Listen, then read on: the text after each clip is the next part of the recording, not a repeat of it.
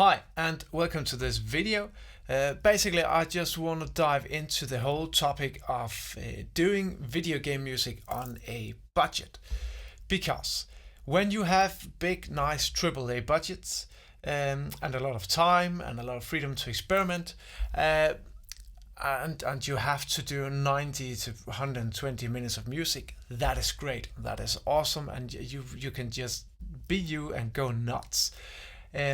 But that's mostly not the case when you get into indie games and the lower budget productions, where suddenly we kind of have to either let our rates go way below what we are comfortable doing and do 90 minutes of music for almost no money, or we could do this, which is kind of my whole idea and workflow for indie games. And it's basically doing way less music. So in this case, this is just a 2 minutes quick sketch track. But I would, for a very, very limited budget, I would basically do 2, 3, 4, 5, maybe a bit more minutes of music and kind of do my whole big main theme, let's call it that, the menu theme or something with everything. And I will make this track work so that even as just the separate stereo file, the master file, I can still loop the different section within the games. And I can split it up into groups of instruments and different hooks and make them play on top of each other and play alone and kind of make very few minutes of music work throughout a whole game when the budget is very limited. So I've done this quick little demonstration sketch track. I'm kind of seeing this as used in a more modern war first-person shooter, you know, like the modern Call of Duty games and Battlefield, and could maybe even work in some of the menus or a music pack for Counter-Strike, who knows. But that's kind of the whole idea for the track. So now I'm just gonna play it for you, and I'm kind of gonna dissect the track afterwards and talk about this whole process. So let's listen.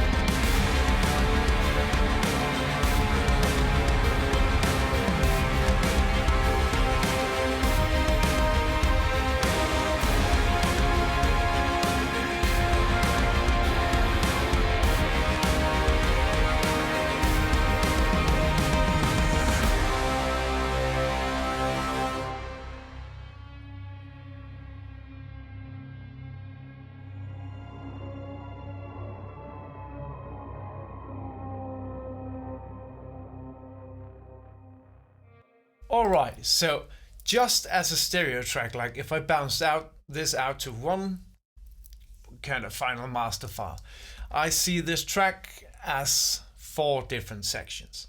We have the first section, which is over here.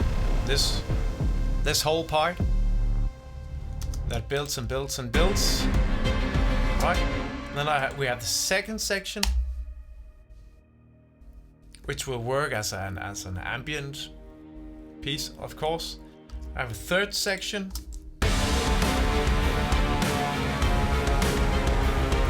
And we have the fourth and final section.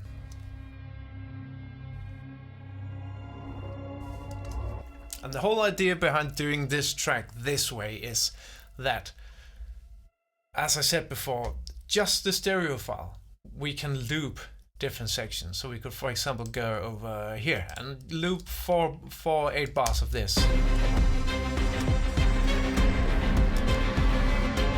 That could loop constantly and constantly and constantly until whatever the player does, we implement it so that if he goes left instead of right, it goes into a different piece of music, right? And the same we can do here. I would basically just loop the whole ambient piece because that makes more sense. And over here, again, same deal, loop 8 bars. And the fourth section, of course, can be looped like it is. That's kind of the simple version of doing it, and that can work in many cases. But then we can also split the track into these instrument groups or stems, as they are mostly called, and that could be, for example, be if we just want some ambience in our game.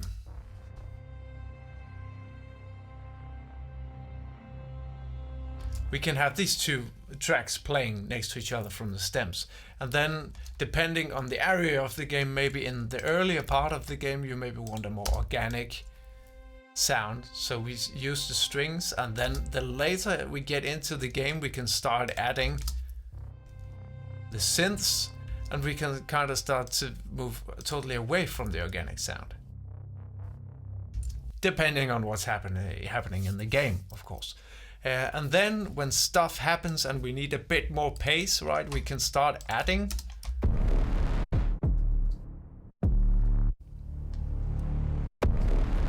and of course more pace, we can add even more. We can even have the ambience rolling underneath. And then we can also do, especially I know they did in Modern Warfare 2, I remember. They utilized this a lot, where you would, for example, have, let's say, the ambience and pulses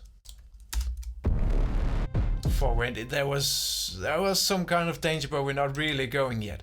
And then imagine they had these types of maps where you ran away from enemies that were shooting at you, running through the favelas and kind of just fleeing with an end goal in sight. So you could start out that from this. And then you could start adding strings as you get closer to the goal, right? This is all implemented in F mode or Ys or however you want to do it. And when you get just almost at the goal, right? You can start adding new strings, for example.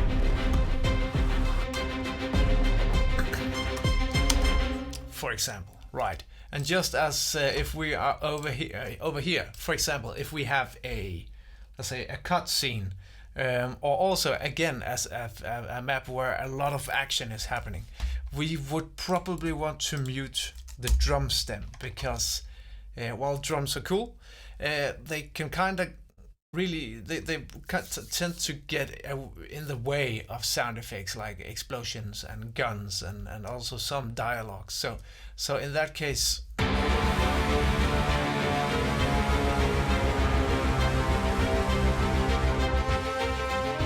that would work much better probably. Or if we just wanted some sort of tension for a cutscene again, or a scene in the game, we could just, whoops, need to take the right one, take this one, and then we can add the strings. We can add some sound design.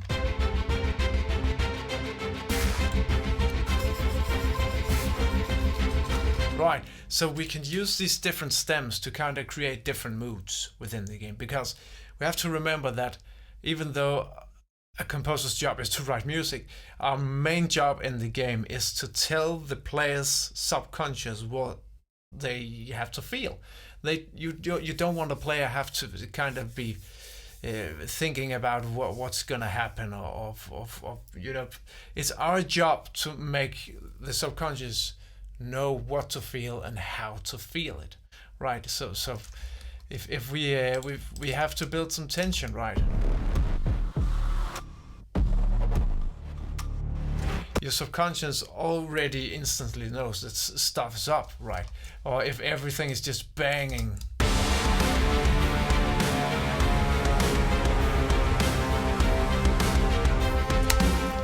You would instantly get into this action vibe as a player, and you would just go for it and push it, right? So our job is to make people feel and not really listen to the music. The music is just supposed to be there, and trigger the different parts of your brain, right? So after the stems, we have the stereo track that we can use for different sections, and we have the different stems that we can use, and then I really like to also make sure that we have a hook, a bit like a pop song, right? So not it can be a melodic hook. In this case, it's more of a sound hook, and this has been used in so many games now. Bending strings, for example, and this is basically my main hook.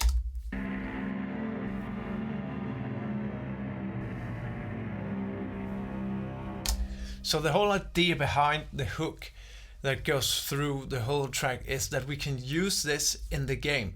So this could play when something bad happens, or it could play when you accept a quest or task, or when you complete it, and so on. But what I like to do is that I have my main hook, which is this. It's the bending strings.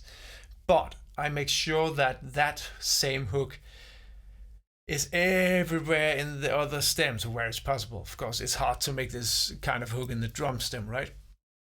But I'll make sure that different instruments and different sounds and vibes have kind of the same hook. So while we have this string hook, we also have a synth hook that kind of gives off the same vibe. We also have a guitar doing it.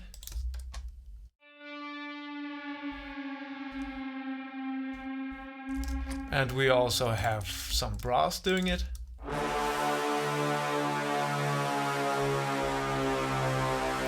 And these can all be implemented for different areas of the game when different kind of stuff happens. So you kind of have this, you have new sounds and you have a fresh sound. Something happens through the game, right? But you have something that people can recognize, that after a few maps in the campaign, for example, they know that, okay, the music is bending downwards now, something is going to happen, right? So also have hooks. And then one last thing is to have stingers, different kinds of stingers. For example, we have this is a short little stinger that we can cut out of the music and use for different places in the game. Like that, for example, when something happens, or this one. That can be used in stuff, right? Or that can be used as a stinger, right? And we have a few effects that can be used. And it wasn't even on purpose, but I also got some effects that could be exported and used in the guitars just before they start and go into the track. That. Total mistake, but works in the whole aspect of the track and could be used for different parts of the game, right? So that's basically it for doing music on a very tight budget, but you still have to do it to the best of your abilities within your limits, right? So the stereo track, that can be bounced out into sections. The stems, your hooks, and your stingers, right? If you can nail those within 2, 3, 4, 5 minutes, you are pretty good to go. And if you just have some creative thoughts while you implement it with whatever middleware you're going through, if you're doing it, that can get you a long way for a limited budget. And that is key for indie games. That is staying low and within budget, right? So that's basically it for this one. This was this kind of war FPS type game. If you want to see more of this, I would love to do it. I just need to know what to do. Because if this was a horror track, for example, I would do it much differently than this. But whatever you want to see or check out, let me know. And see you in the next one.